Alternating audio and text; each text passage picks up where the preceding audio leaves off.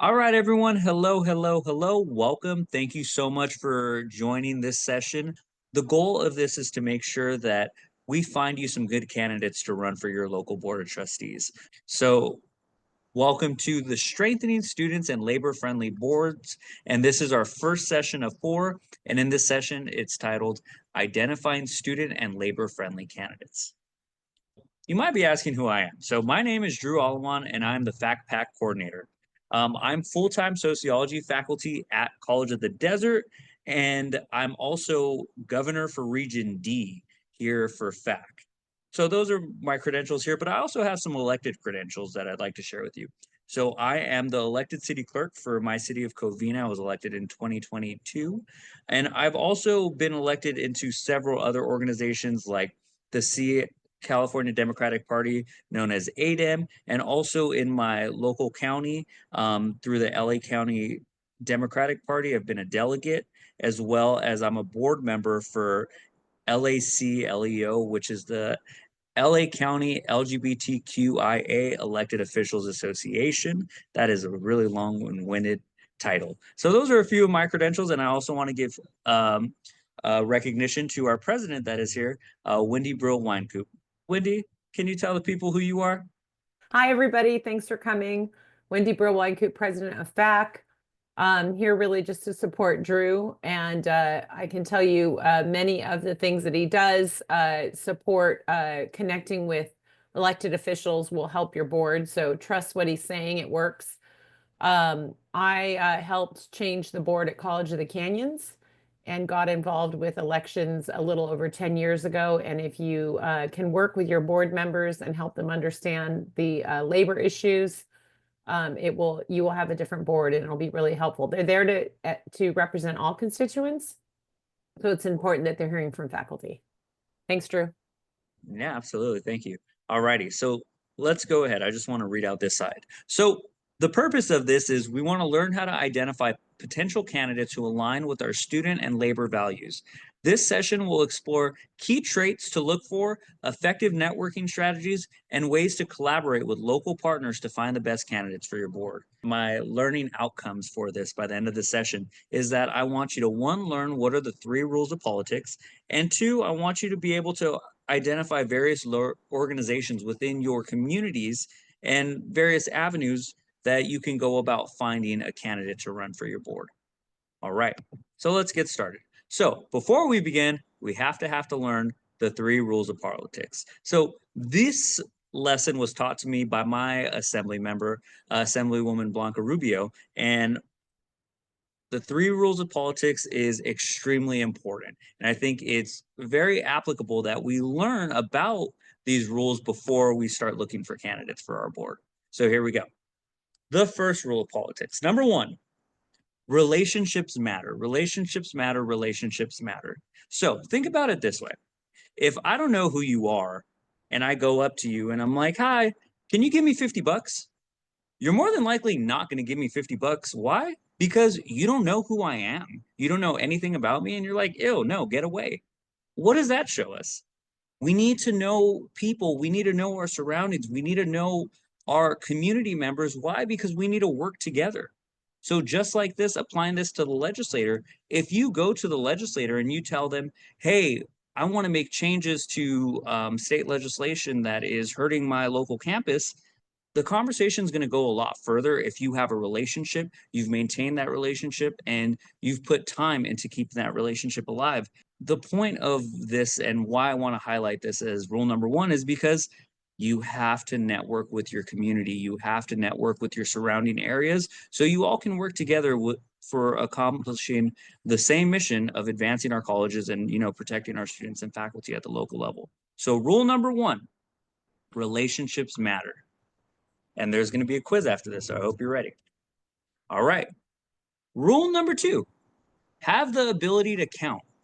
So think about this. So think about the structure of your board right now. So my personal board, I am full-time, like I said, I'm full-time faculty at College of the Desert. So for me, I have 5 board members, but there are some bigger boards like that in Mount Sac. They have a 7-member board. So think about how big your board is, 5 or 7, And the goal of this rule is you want to be able to find the majority.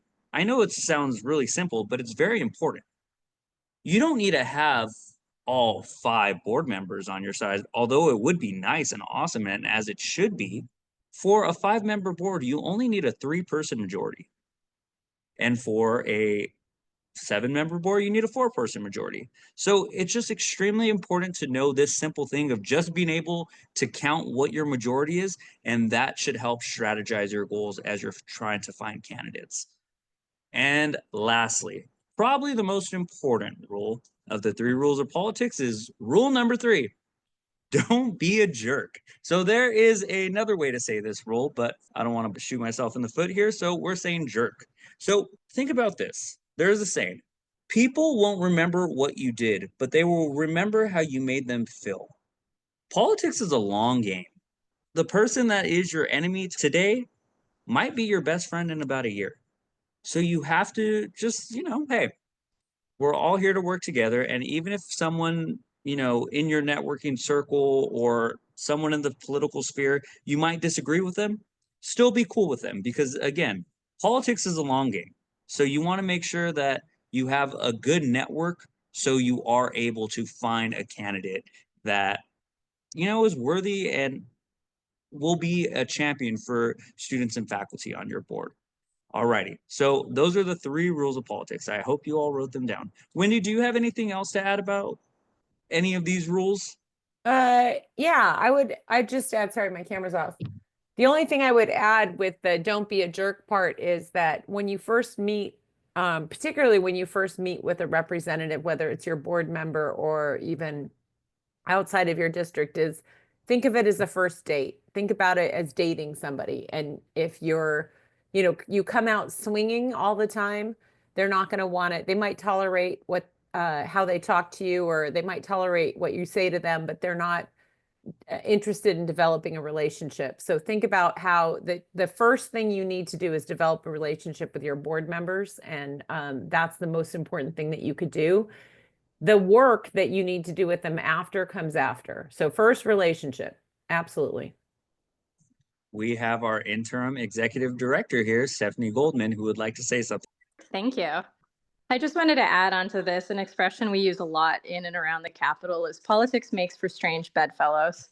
So the folks you may not be normally cool with, you'd be surprised by how often you actually end up having to work with them and negotiate with them. Example I always use is Justice Ruth Bader Ginsburg and Anthony Scalia. They were complete opposites on the court, but best friends outside of the court. So just keep in mind, be kind to everybody you meet and try to create relationships that transcend just what you're there to do, that transcend business or political transactions. Thank you. All righty.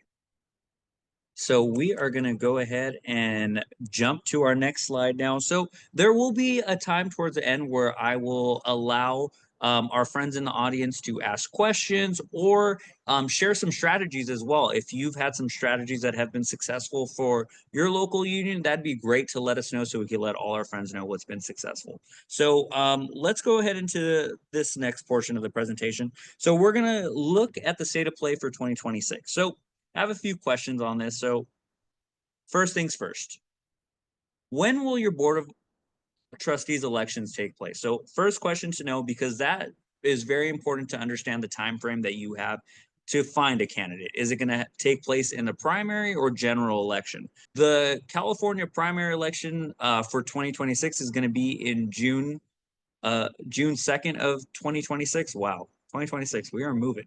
So you might be asking yourself, wait, June, why is it so late?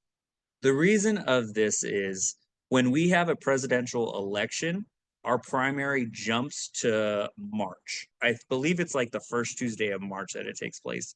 Being that this year is not a presidential election year, the primary is going to be in June, so June 2nd. And then the general election is going to take place on November the 3rd in 2026. Sounds so like scary saying 2026. All right, next question for you. So what seats are up for your board? Look at your board and see exactly who's going to be up in 2026. How many seats do you have? So Drew, does everybody go have a primary and then a general election? That is depending on the board. So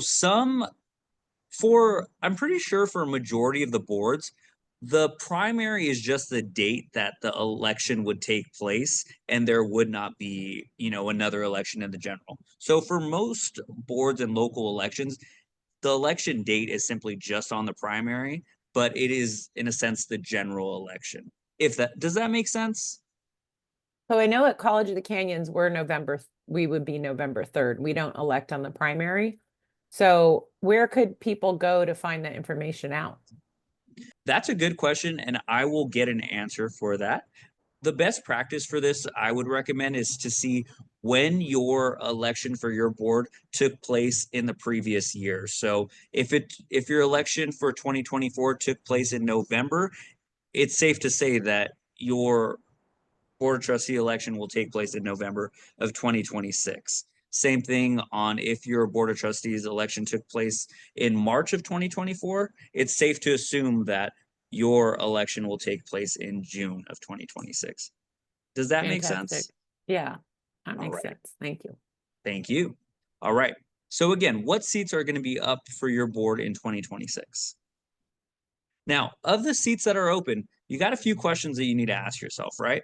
So one, is the incumbent or the current office holder of this seat retiring or not seeking re-election? So super important question with this. And my recommendation for this is never assume someone is going to run. Should be, again, going back to rule number 1 of politics, maintain an active network. So maintain communication with your local board of trustees. And, you want to make sure that if they are a champion on your board, if there's someone that's good for you, you want to know if they're going to run. And if they're not going to run, you want to be able to plan ahead. So definitely keep an open line of communication with your board. Is the incumbent running? So if the incumbent is, going to announce to run, we got an additional 3 questions to ask ourselves. So what is the relationship for, this incumbent? What is the relationship between the incumbent and your local union? So we have a good relationship. More than likely, if you have a good relationship, I would assume that you're going to support that candidate.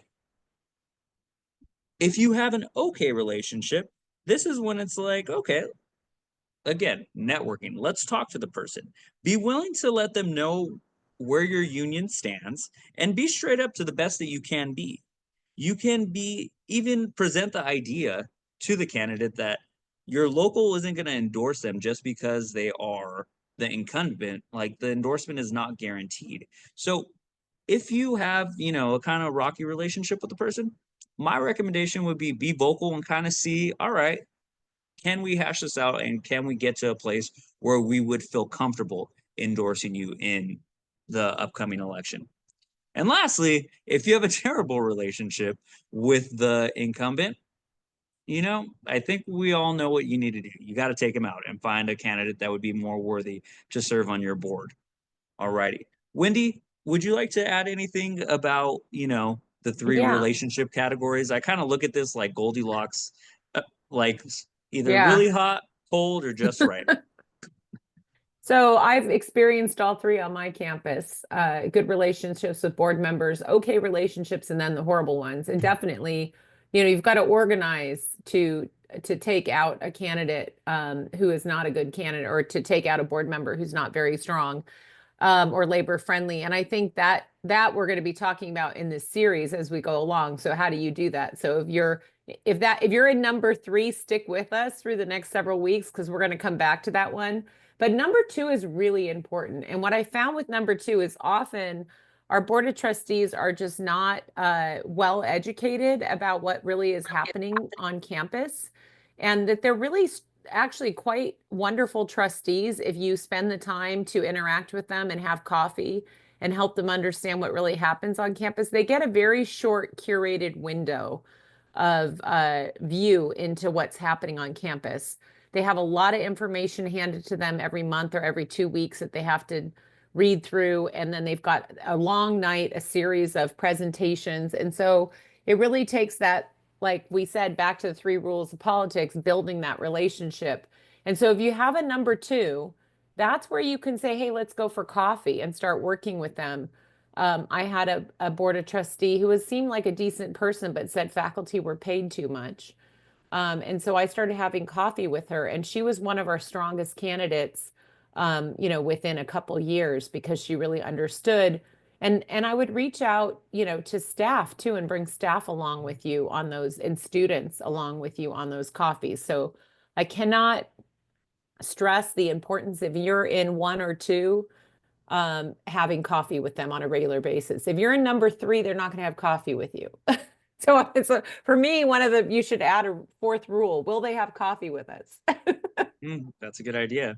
But going off what Wendy said too, and I think it's important to remember, one of my trustees got elected this last year, and one of the trainings that trustees have to sit in basically tell them not to talk to faculty.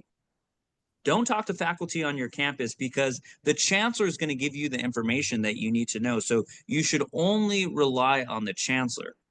So you don't want that type of relationship. And it's important that you and your local educate the candidates on your board and be like, no, you can talk to us, and you should want to talk to us. Even though they're telling you don't talk to us, they're telling you not to talk to us for a reason. So, it's always important to build that relationship, and they are told that. So we have to push back when, on this information that our trustees are getting. Alrighty. So now we are going to jump into, where do I find a candidate? So where do you find a candidate? But here's the thing. Before you ask yourself, where are we going to start looking? Go back to the 3 rules of politics. Rule number 1 matters so much here. Relationships, networks, being able to have a broad network of community support very much will matter in this step. So if you and your local, hey, I get it. Sometimes there's so many things going on at our own campus that it's so hard for us to look up and try to get involved in other things. But we truly have to make it a priority to start networking beyond our campus with our community members statewide, and start being very active members of our community. So when we do need these relationships, when we do need someone to run for our board, you have a leg up and you're not scrambling to look for someone. Alrighty. So in this portion now, what I'm going to do is I'm going to throw out a bunch of different options that you can start looking into on avenues to find a candidate. So again, networking is absolutely essential for where to find a candidate. So let's start off with our first one. So let's begin with campus connection. So let's start off with board of trustees. So let's say that, if you have a board of trustees and, there's a faction here, there's 3 that are, very supportive of you, and 2 that are not so supportive. But on the side that is very supportive of you, if one of the board members is going to retire, then you're like, okay, we need to find someone, because remember, being able to count, that's our majority, right? But my recommendation is, if you have a good relationship with the 3 board members that are on your side, reach out to them and be like, hey, so-and-so is going to retire. Do you have anyone that you can recommend to run for this seat? Or even if that board of trustees is going to retire and you have a good relationship with them, reach out and be like, hey, do you know anyone, a potential successor that would be a champion like you were? Just having that network is super important. Next, I would say strategize with your other unions on campus. So if you are not a wall-to-wall union, so wall-to-wall means that you have faculty, full-time faculty and part-time faculty in the umbrella, make sure that you are strategizing as a whole between, full-time and part-time faculty, but also too with our classified. So, a well-known union on many campuses is CSEA. So that's a classified staff union. Make sure you're all on the same page. If you have 3 different unions on campus, make sure you all are, working together to try to find a candidate that's going to be great for the campus community. Faculty members. So this one's actually came to my attention this last year. So how would you network with faculty members? So we recently endorsed a candidate in the 2024 election, and this candidate was the spouse of a faculty member on campus. So think about that. You have a spouse of a faculty member who will understand what faculty go through, understand, the student life, and will get regular information. So this is something that I would recommend. Make sure that you do check with the lawyers, your local union, to make sure that this would be a possible route. But I just wanted to share this story in particular because I thought it was really awesome how, we were able to endorse this candidate and the local union was able to find this candidate. Wendy? Yeah, I was just going to say, like, a good example of this is Kelsey Eno, who's a faculty member at El Camino College, is the president of the Board of Trustees at LACCD. So she's a counselor at El Camino, and she's on the board of LACCD, the neighboring district where she lives. Carlos Guerrera is a full-time faculty member for LACCD, and he's on the College of the Canyons board because he lives up in Canyon Country, the neighboring district. So in addition to relatives of faculty members themselves are great board members. Also, I was just talking to a full-time K-12 teacher who is on a community college board. So, people who are in education, working in education, already have a level of understanding of the issues that we're facing in labor and education. And so that is a wonderful way to reach across to our union partners and ask, do you have any teachers or faculty that live in the area that don't work for the district? Typically, if you don't work for the Wendy, we district, will you can get run there. for the board. Okay, I'm sorry. Thank you. Thank you. No. Thank you. All your information is definitely needed and welcome. And yeah, like Wendy is saying, we absolutely, if you can find a faculty member that lives in your area, how awesome would that be to have someone that understands what it's like to be a faculty member serve on your board? So definitely make sure you are networking with any faculty members that potentially do live within the district. All right, so next would be alumni associations. So some schools, not all, but have alumni associations on campus. And anyone that serves on the board of those associations or even active members within those associations might, they're already showing a commitment to the campus. So maybe they would be someone worth having to talk with to see if they would be willing to serve on the board. Another avenue would be the bond or citizen oversight commissions. So these are normal in which we see, within our campuses where there is a citizen commission. So, and some commissions are even appointed by area. So, there's 5 areas for the trustees. Let's say you're looking for a candidate that run in area 3. Maybe look at if you have a bond or a citizen oversight commission, like, hey, who is the person that's representing area 3 there? And then lastly, active community members that participate in campus events. So maybe there's someone on campus that, is a reliable partner that has been, an active supporter of faculty and students. Reach out to them. So that is our campus connections that I've come up with. So if there are other avenues in campus connections in which that your board, or maybe I glossed over a connection that we could potentially utilize, please feel free to mention it in the chat, or after we're done, share it with us because I'd love to hear. This is what I came up with, but this isn't the only list. I'm sure there's far more. All right, let's go into another avenue here. So education advocates and labor organizations. So start off with FACC. That's what I'm here for. I'm here to help you. So like I said, I'm the PAC coordinator. And if you want me to help you strategize, or we can maybe see, hey, is there FACC members that live in that area that potentially would be a good person to have a conversation with to see if they would want to serve on a board? Absolutely. That's what we're here for. Another one would be, the statewide organizations like CTA, CFT, and Triple CI, reaching out to these partners and seeing, again, connections. Now, Wendy kind of stole my thunder here, but I love her, so it's okay. But one of the partners that I think is so critical in this that often can be glanced over is our local K through 12 partners. So as Wendy had said, think about how awesome it would be to have an educator serve on your board, someone in the K through 12 system who knows, the life of a teacher. So consider let's say you are looking, again, staying with District 3, you're looking for a candidate within District 3, try to find and see, okay, what school districts are in District 3? Maybe it's one large school district, maybe there's two overlapping. See what local K through 12 partners are there that potentially could be a good fit. All right. Again, as I have mentioned previously, CSEA or any other classified unions on campus. Now, this one is, I want to talk about the County Federation of Labor. So my recommendation, and I think all, of our local unions should be a part of the County Federation of Labor. This is an absolutely great place to network and exchange, ideas and information with our siblings in labor. So this could be a great way to network. And if your local is not a part of the County Federation of Labor, I think that this is a good start for networking. And think about other statewide labor organizations and chapters that could be beneficial to look at.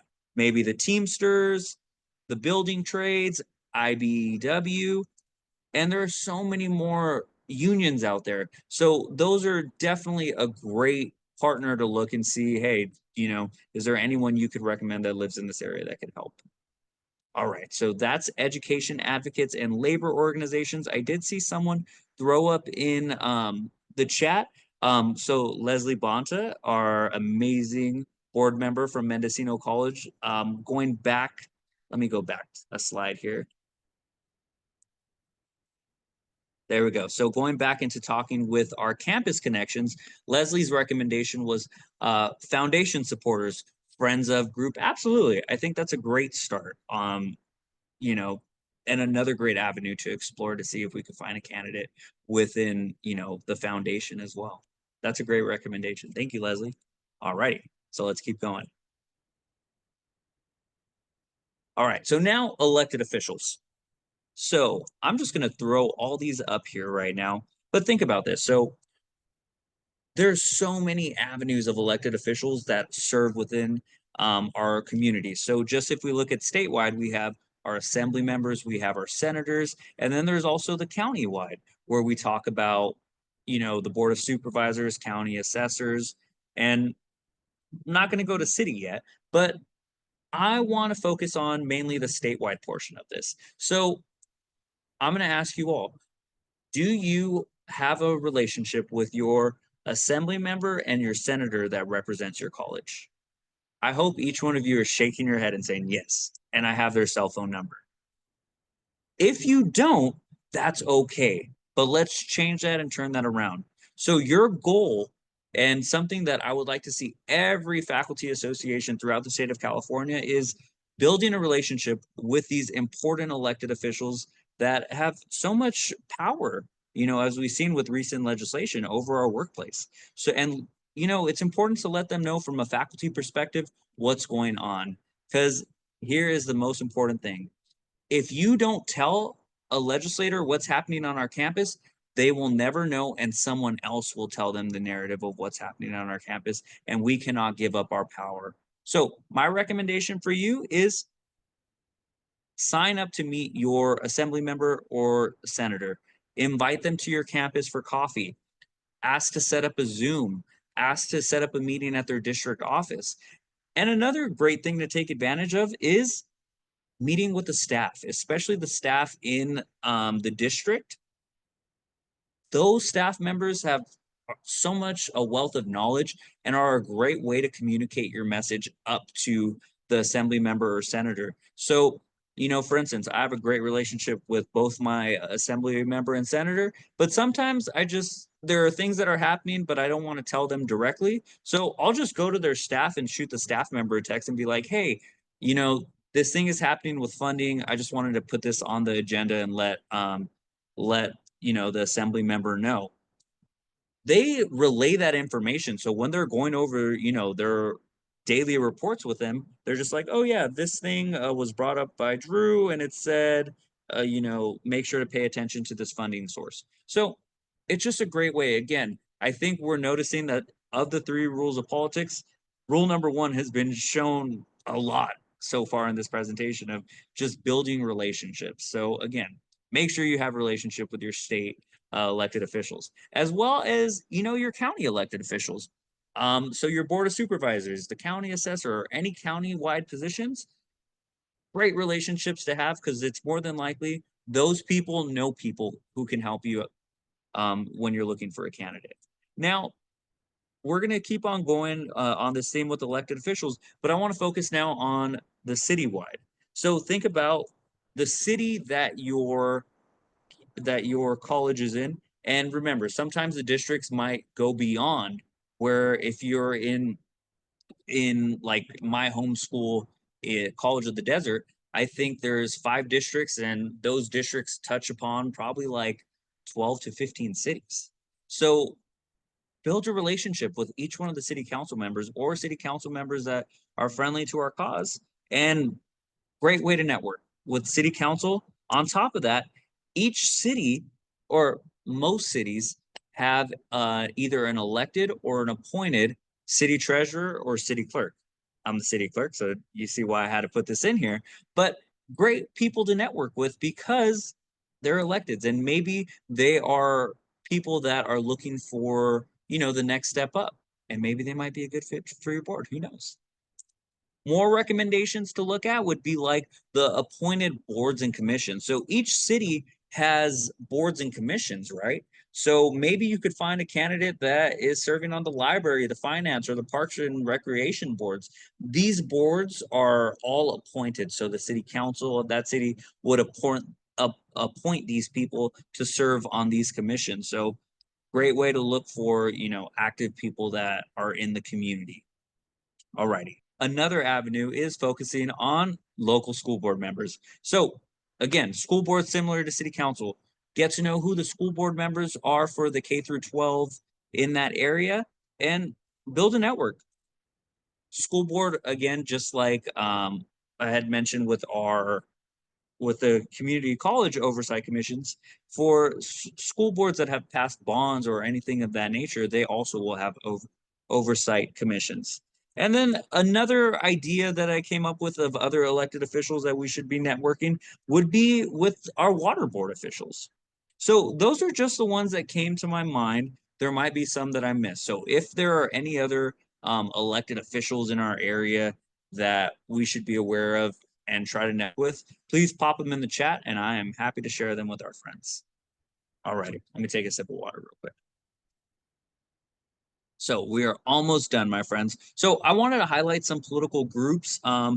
I currently am serving as a delegate for the LA County Democratic Party. So that is a great place to look for people that are active within their community, people that have ran for a certain delegate position that want to make a difference. So great place to network. And most county parties have, the LA County, like for instance, if we just want to focus on LA, there's the LA County Democratic Party, but there's also something called the Young Democrats. So it's younger people. I think that they cap the age at, I think it's around 35, although I know some 40-year-olds who are definitely younger than me at heart. So, but for the Young Democrats, they cap the age at 35, and that could be another great place to network. There's also political advocacy groups like the Stonewall, that's LGBTQIA groups. So there's a bunch of different political groups all throughout. There might be even like, the East Side Progressives or whatever that may be. All right, so advocacy and community groups. So let me just throw these all up here. So we actually just supported a candidate who was on their local Moms Demand Action chapter board. And, really great candidate, had a great connection in the community, and they found this candidate, through Moms Demand Action. So again, different boards, different community groups can offer great people, because these people are active and participating most of the time without compensation. They're just doing it out of the goodness of their heart. And maybe these people could be a great addition to your board if you deem so willing. So in my area, we have the Rotary clubs, we have Optimist groups, we have Sir Optimist. So there's so many advocacy and community groups out there. And again, all about networking. All righty. So that's pretty much the point of this presentation. So again, what I wanted you to do by the end of this is be able to tell me, one, what are the 3 rules of politics? And 2, I just wanted to share with you a wealth of different avenues and people that I think that your local should talk to and build your network. So when you are looking for a candidate, you have multiple people to call and you're not scrambling. So I just want to leave up this information. So this is my contact information. I'm putting my cell phone number on there. So feel free, give me a call if you have any questions. I'm happy to help any of our, local siblings with whatever they may need with helping finding a board candidate. And feel free to email us at pac@fac.org.